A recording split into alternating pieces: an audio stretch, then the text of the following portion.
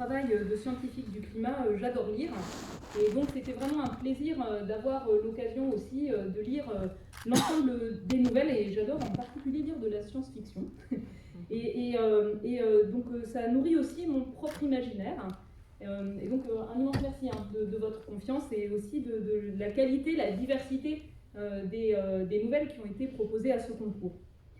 Alors en fait, se projeter en 2050, finalement c'est le quotidien de beaucoup de climatologues. Et il y a 2 semaines, nous avions une réunion du Programme mondial d'études du climat, la conférence qui a lieu tous les 10 ans, qui pose les bases de la réflexion collective sur les priorités de recherche. Et dans mon intervention, qui s'appuyait sur les rapports du GIEC que nous avons rendus depuis 2018 jusqu'en 2023, j'ai essayé de faire cet exercice de me dire quelles sciences du climat, non pas demain, non pas pour la prochaine décennie, mais en 2050.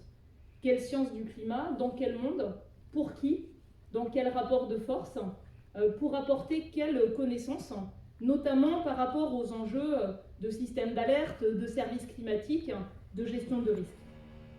Alors je vais revenir sur les sciences du climat, avec cet enjeu bien sûr d'observer dans la durée, d'observer rétrospectivement. Mon travail avec celui des autres paléoclimatologues, c'est aussi arriver à finalement trouver des moyens de remonter le temps, comprendre les processus, modéliser le système climatique, sa complexité, s'interroger sur l'adéquation de ces outils de modélisation, leurs limites, leur pertinence, pour quelles questions, pour quels usages.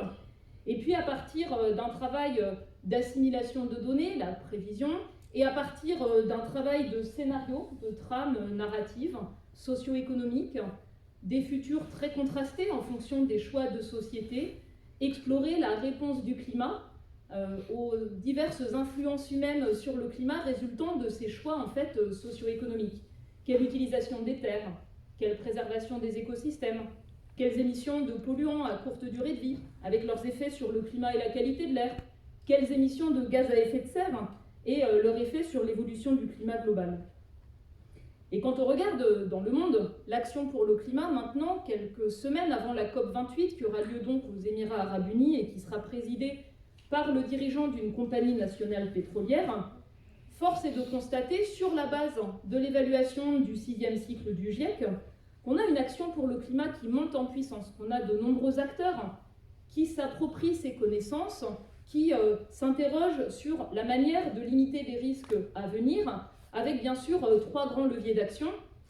L'utilisation de ces connaissances sur les évolutions futures pour changer d'échelle dans l'adaptation, c'est-à-dire pas simplement réagir à ce qu'on a déjà connu, mais intégrer les connaissances sur les futurs plausibles, les futurs possibles, même dont la probabilité d'occurrence est rare, mais dont les effets seraient dévastateurs dans la prise de décision d'aujourd'hui.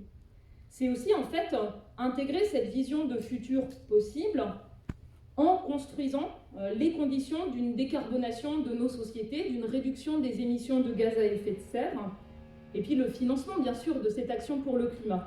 Alors pour faire court sur les 3 volets, c'est trop lent, c'est trop faible.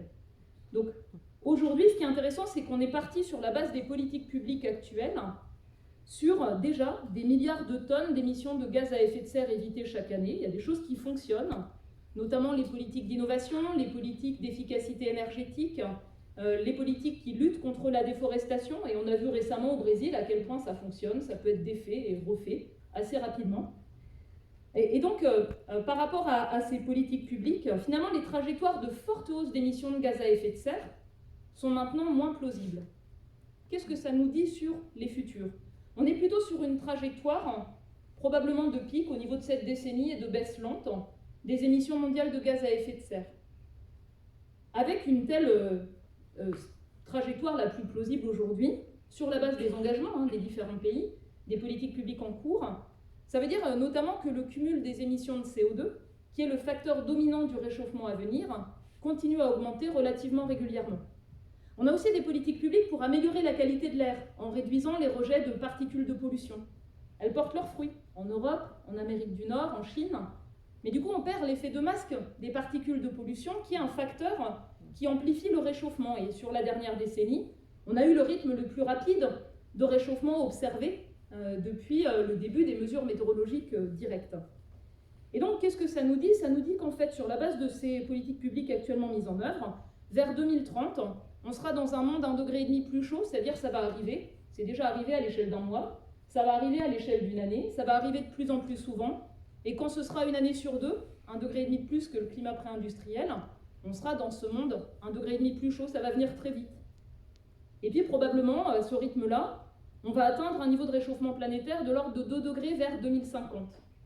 2050, c'est un horizon intéressant, dans 27 ans. J'aurai l'âge de mes parents, mes filles auront mon âge. Pour une jeune personne qui démarre sa carrière professionnelle aujourd'hui, ce sera 2/3 de son parcours professionnel à peu près, 2050. Ça va venir extrêmement vite en fait.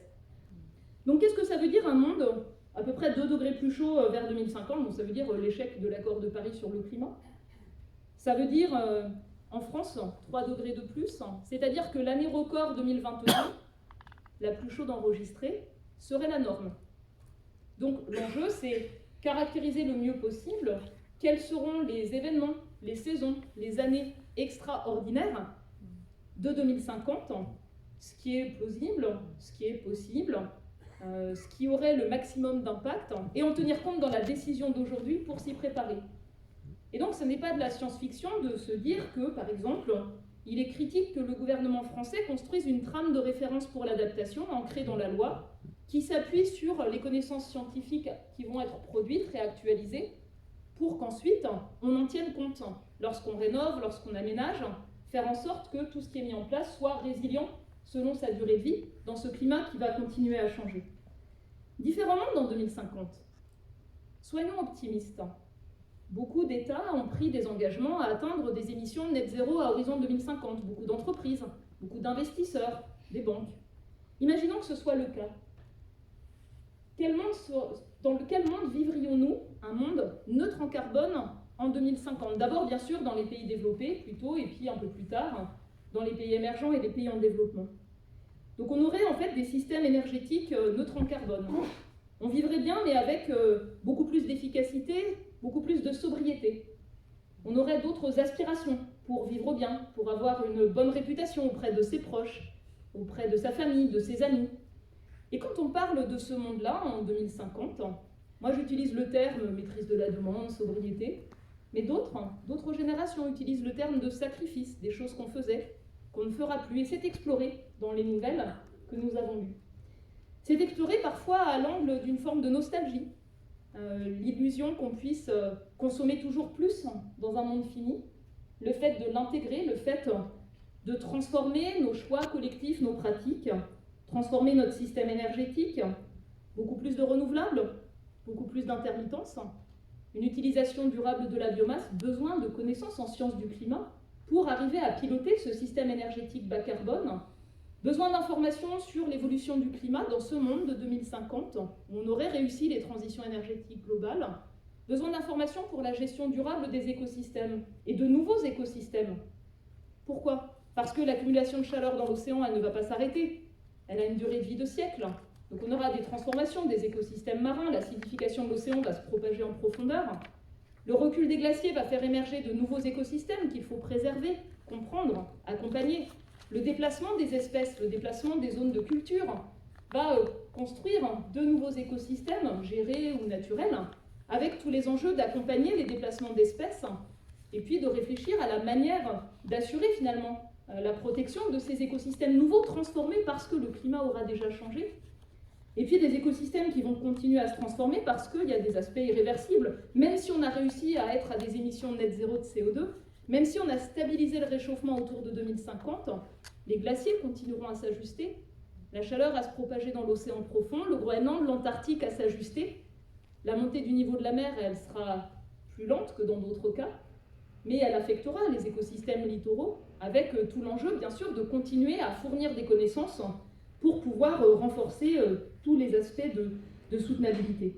Un monde où on aura réussi ces transitions, c'est un monde aussi où on aura transformé nos systèmes alimentaires et agricoles, notre gestion des terres et de l'eau, pour qu'au lieu qu'ils émettent des gaz à effet de serre, on stocke davantage de carbone dans les sols agricoles, dans la végétation qu'on aura protégée. Ça veut dire également une alimentation différente, beaucoup plus de protéines végétales. Les protéines animales, ce sera un luxe à ce moment-là. Ce ne sera pas une pratique courante. beaucoup d'efforts pour limiter au maximum les pertes et le gaspillage alimentaire qui aujourd'hui représentent quasiment 8% des émissions de ce secteur. Ça veut dire en fait une transformation de nos pratiques où on met l'accent notamment sur la santé. On aura amélioré la qualité de l'air. On aura une alimentation plus saine qui permet de vivre longtemps et en bonne santé. On aura également amélioré le confort thermique en été comme en hiver, sur des logements bien performants. On aura amélioré la qualité de vie dans les villes, des villes plus vertes, des îlots de fraîcheur, des bâtiments qui assurent le confort thermique en été et en hiver.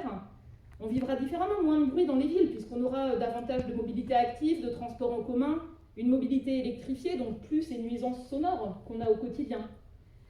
Un monde en fait où on aura réussi à construire finalement un développement vers la neutralité carbone et qui soit résilient dans un climat qui change. Ce sera un monde avec beaucoup plus de filets de protection sociale. L'adaptation sera rentrée dans la protection sociale. On aura des systèmes d'alerte précoce efficaces, une culture de prévention.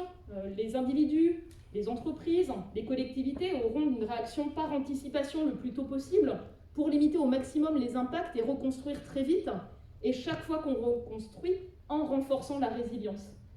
On aura également, bien sûr, un renforcement de la qualité des services d'alerte précoce, des services climatiques, grâce au progrès des connaissances. Et donc, on aura joué au maximum sur 3 grands leviers d'action, avec des imaginaires différents aujourd'hui. L'innovation technologique, tout ce qui permet de décarboner tous les usages que l'on a aujourd'hui dans tous ces secteurs, les systèmes urbains, les systèmes industriels avec l'économie circulaire, la réduction des déchets, leur réutilisation, système énergétique bien sûr, et puis le système alimentaire. On aura réussi à maîtriser la demande en jouant au maximum partout sur l'efficacité, en étant exemplaire sur la sobriété d'abord dans les pays riches, et puis ensuite les pays du Sud trouveront leur propre manière de construire leur développement ancré dans leurs valeurs, dans leur vision du monde, sans passer par la case surconsommation, pollution, gaspillage. Et puis on se sera appuyé au maximum sur les solutions fondées sur la nature. La fait de conserver, préserver, restaurer les écosystèmes, leur capacité à stocker du carbone. Je pense qu'en 2050, les leçons tirées des incendies graves autour de la Méditerranée, les leçons tirées des incendies graves au Canada cette année, qui ont rejeté en quelques mois l'équivalent de 2 ans d'émissions de gaz à effet de serre de tous les Canadiens, auront permis d'avoir des systèmes d'alerte meilleurs, des interventions plus rapides pour limiter les conséquences des incendies, préserver les écosystèmes, la capacité de stocker bien sûr du carbone, avec un usage raisonné de la biomasse pour les différents usages, et notamment pour se substituer à tout ce qui sort des énergies fossiles. On aura des styles de vie, des modes de vie très différents, dans une société où on aura réussi à relever le pari de limiter le réchauffement. Utopie ou dystopie, ce que je vous décris? Est-ce que cela aura été réalisé en tenant compte des enjeux d'équité et de justice, avec un juste partage de l'effort? Ou est-ce qu'on aura des interventions qui seront faites, des politiques publiques, qui auront exacerbé les inégalités et qui auront conduit à des tensions, à des révoltes, à des conflits? Est-ce que dans un monde 2 degrés plus chaud, on aura anticipé, on aura renforcé la résilience, l'adaptation? Ou est-ce qu'en voulant agir vite, brutalement, suite à chaque choc, chaque crise, chaque sécheresse, chaque inondation, on aura déployé un ensemble de pratiques dans l'urgence qui se révéleront être des maladaptations, c'est-à-dire qui, au fil du temps, auront exacerbé les inégalités, auront conduit à détruire des écosystèmes et puis finalement perdre leurs fonctions, leurs services? Est-ce qu'on aura verrouillé des pratiques qui étaient destinées à être transformées simplement en essayant de les maintenir un peu plus longtemps? Et puis du coup, cela aura imposé des transformations plus brutales plutôt que des choses construites, délibérées, partagées et anticipées.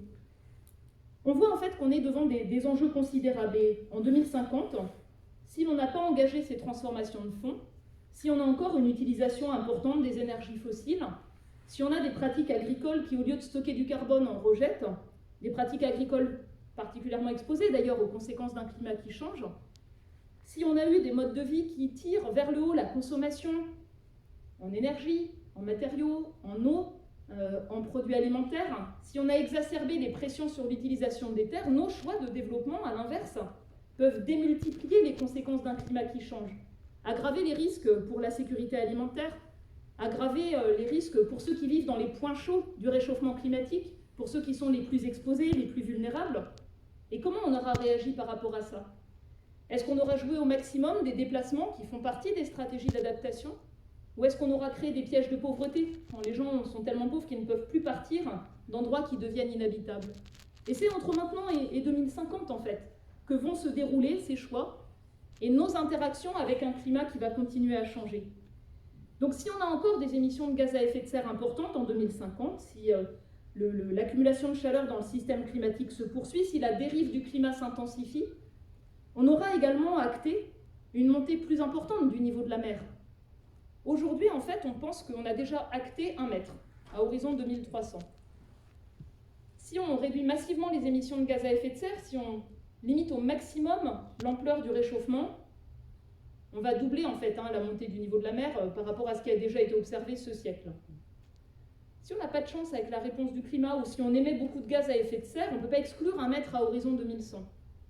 Mais si on n'a pas de chance non plus avec la réponse des processus aujourd'hui très incertains, les effets de seuil associés notamment à l'écoulement des calottes du Groenland et de l'Antarctique, s'ils se déclenchent, et peut-être en 2050 on le saura, on l'aura observé, le fait de dépasser ces effets de seuil, alors on saura quelle serait l'ampleur, la vitesse à venir de la montée du niveau des mers. Et aujourd'hui, nos incertitudes sont tellement profondes sur la base des éléments scientifiques qu'on l'explore avec des trames narratives. Et si, au cours de ce siècle, tous les processus associés à une incertitude majeure se déclenchent, alors quelle serait une trame physiquement plausible, dont la probabilité d'occurrence est très difficile à évaluer, de montée maximale du niveau de la mer? Et là, on arrive à quelque chose qui est au-delà de 1,50 m à horizon 2100, dans ce cas-là. Donc, on voit que les questions posées par le fait de se projeter dans le futur nous posent des questions sur les transformations. Transformations choisies, donc curseur très fort mis sur la transformation de nos systèmes de société, curseur très fort mis sur l'utilisation des connaissances scientifiques pour l'adaptation, par anticipation, pas après coup, pas de la gestion de crise. Il nous pose des questions sur la perception de ces enjeux de transformation, subis ou choisis. Quels sont nos leviers d'action individuels, nos leviers d'action collectifs? Comment on se positionne par rapport à cette incertitude profonde qui est associée, par exemple, à certaines réponses des écosystèmes, à la capacité du permafrost à stocker du carbone dans un climat qui se réchauffe, à la réponse des calottes de glace, à l'occurrence d'événements extrêmes qu'on n'a jamais connus, composites, simultanés en cascade, qui peuvent par exemple toucher plusieurs greniers à blé en même temps et donc déstabiliser les marchés mondiaux de l'alimentation. Tout cela, en fait, nous amène scientifiquement à essayer d'imaginer 2050, avec l'enjeu de construire des connaissances qui soient les plus robustes possibles, d'avoir des mécanismes collectifs pour digérer les progrès des connaissances et les transmettre, les rapports du GIEC y contribuent. Comment aussi tirer parti de ce qu'on vit aujourd'hui, des événements extrêmes, des situations nouvelles, qui finalement nous donnent un avant-goût de ce que sera un climat plus chaud, où ces événements seront de plus en plus fréquents, de plus en plus intenses. Et ces réflexions-là, je les ai retrouvées dans les nouvelles. J'ai retrouvé une réflexion sur des formes de deuil. Qu'est-ce qu'on arrête comme pratique? On peut en avoir la nostalgie une fois que c'est fini, comme dans ma région natale, en Lorraine, la nostalgie des mines de charbon. On peut avoir aussi ce sentiment de deuil qu'on appelle la solastalgie, qui se traduit par la perte d'écosystèmes, de milieux naturels, de paysages dans lesquels on a grandi, auxquels on tient, qu'on aura envie de protéger et transmettre, mais qui vont inéluctablement être altérés, soit par le climat qui change, soit par les changements d'utilisation des terres, d'infrastructures, d'aménagements qui vont se faire localement. Et tous ces aspects-là, on les a retrouvés en fait dans les nouvelles passionnantes qui portent un regard humain, un regard personnel, avec tout ce jeu de vie, de récits de vie qui se projette en jouant sur également tout le registre des émotions. Et un des leviers d'action qui me semble particulièrement puissant, c'est parfois aussi celui du sarcasme, de l'ironie ou de l'humour qu'on retrouvait par rapport à la manière de s'imaginer en 2050 avec tous ces clins d'œil par rapport à ce que l'on fait ou ce que l'on ne fait pas aujourd'hui. Voilà, donc ce sont les points que je voulais partager avec vous autour de la réflexion autour de 2050. Et je pense enfin que se projeter en 2050, c'est un outil extrêmement puissant d'aide à la prise de décision. J'ai utilisé ce terme lors d'une audition parlementaire, quand je présentais le rapport du groupe 1 du GIEC. J'ai dit, mais moi je vis en 2050, enfin, c'est difficile je me promène, je projette sur les lieux où je vais, les villes, les milieux naturels, les glaciers ou le littoral, ce qu'on sait en fait des conséquences à venir. Mais pour beaucoup de personnes, c'est absent, c'est invisible. Et donc la question est aussi en fait comment peut-on jouer dans d'autres contextes, même sérieux, le rôle de nos descendants. S'imaginez-nous à la place de nos enfants, en petits-enfants, en 2050, et débattre, construire des visions qui soient partagées, qui donnent sens, et qui peuvent permettre aussi de dépasser les barrières, les postures actuelles, dès qu'on veut changer, c'est clivant, c'est évident, pour construire en fait une vision partagée. Et cet exercice-là, je l'ai déjà entendu faire, notamment dans des villes au Japon, où les élus jouent le rôle de leurs descendants pour construire une vision partagée d'une approche plus soutenable de la prise de décision à l'échelle de ville. Et je pense que voilà, les nouvelles qui ont été envoyées, celles qui sont récompensées, elles peuvent contribuer à aider à s'approprier ces enjeux de l'évolution future du climat de 2050, des transformations, des choix de société, d'une autre manière que ne le font les informations factuelles rigoureuses évaluées dans les rapports du GIEC. Merci de votre attention.